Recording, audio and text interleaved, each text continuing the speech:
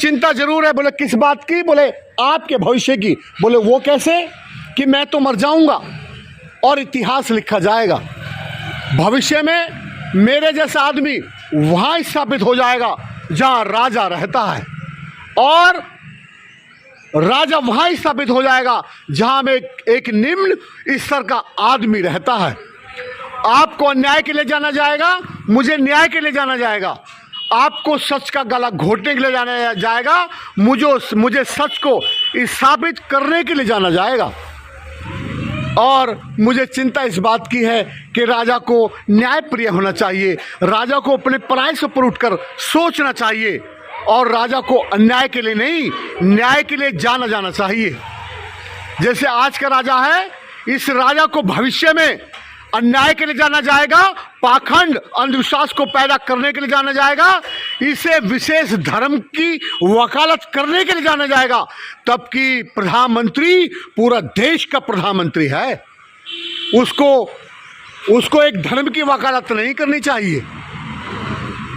तो उन्होंने कहा कि मेरे चिंतन का विषय यह है कि राजा को अन्याय के लिए जाना जाएगा।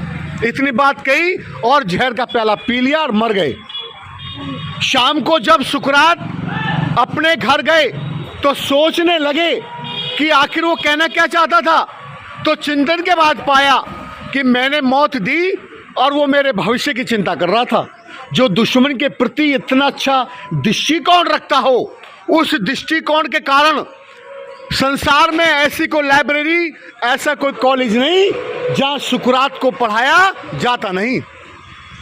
और भारत में जब ज्योतिबा फूले आए तो ज्योतिबा फूले ने जब कन्या पाठशाला खोली तो उनके पाठशाला में 8 बेटी आई ब्राह्मणों की।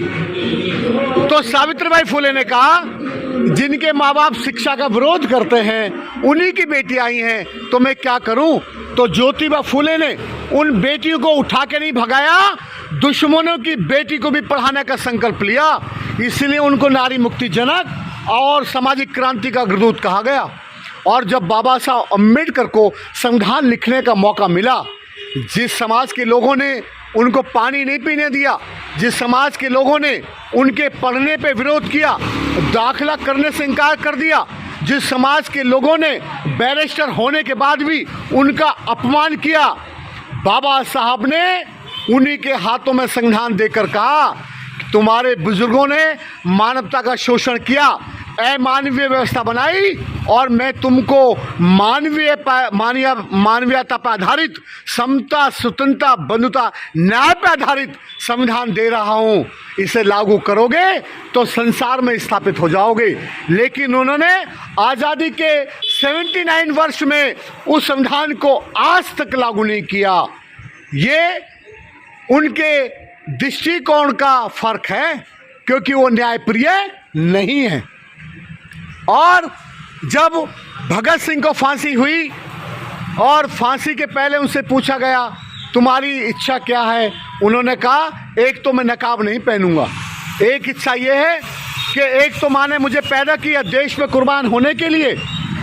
एक माँ से और मुलाकात हुई जिसने मेरे कमरा साफ़ किया, मेरे कपड़े साफ़ किए, मेरा बाथरूम साफ़ किया, मेरी लैट्रिन भी साफ़ की। मैं उस माँ के हाथ का खाना खाकर मरना चाहता हूँ। एक वाल्मीकि समाज में जन्मी माँ, उसके हाथ का खाना खाकर क्या भगत सिंह आज़ाद मुक्त हो रहे थे? नहीं। तो क्या मैसेज देना चाहते थे? वो जाति धर्म के बंधनों से मुक्त भारत चाहते थे, ये ऐसी आज़ादी चाहते थे। और जब सामने जज था तो जज के पास में जाने लगे तो जज डर गया, 3 कदम पीछे हट गया कि ये कहीं मुझे मार न दे। तो उन्होंने कहा रुको मिस्टर जज, मैं आपको मारूंगा नहीं, आप मुझसे डरो मत। आगे जाकर हाथ मिलाया, कहा वेल डन मिस्टर जज। अगर आपकी जगह में होता तो मैं वही करता जो आपने अपने देश के लिए किया, और यदि आप मेरे जगह होते तो वही फैसला करते जो अपने देश के लिए मैंने किया। आपका कोई दोष नहीं है, हमारे हालात और परिस्थिति दोषी हैं। मैं आपको अपने मृत्यु दंड से मुक्त करता हूं। जिसने फांसी की सजा सुनाई हो उसको भी अपने मृत्यु दंड से मुक्त किया। वो भगत सिंह समता, स्वतंत्रता, बंधुता, न्याय पर आधारित व्यवस्था चाहते थे।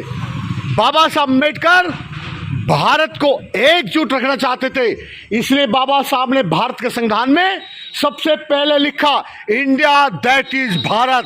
इंडिया वो जिसे भारत कहते हैं। उन्होंने जाति धर्म के आधार पर किसी भी व्यवस्था का निर्माण नहीं किया। आज अगर हम सिर्फ अपने तक सीमित हैं, आज यदि हम सिर्फ अपने बारे में सोचते हैं, तो हम बाबा साहब का शोषण करते हैं। अगर हम जय भीम बोलते हैं और शराब पीते हैं, पाखंड अंधविश्वास में अपनी धन दौलत लुटाते हैं, तो ये बाबा साहब के विरोध में काम करते हैं। शोषण और कोई नहीं कर रहा, उसमें हम जिम्मेदार हैं। हमने बाबा साहब के मिशन को समझा नहीं, हमने त्याग किया नहीं, हमने कुर्बानियों का सिलसिला जारी रखा नहीं। अगर कुर्बानी का सिलसिला जारी रहता तो मिशन सिंह मर गए, दूसरा मिशन सिंह हापुड़ ने दिया नहीं। और राम रतन बौद्ध मर गए तो दूसरा राम रतन बौद्ध आपके बीच में है नहीं।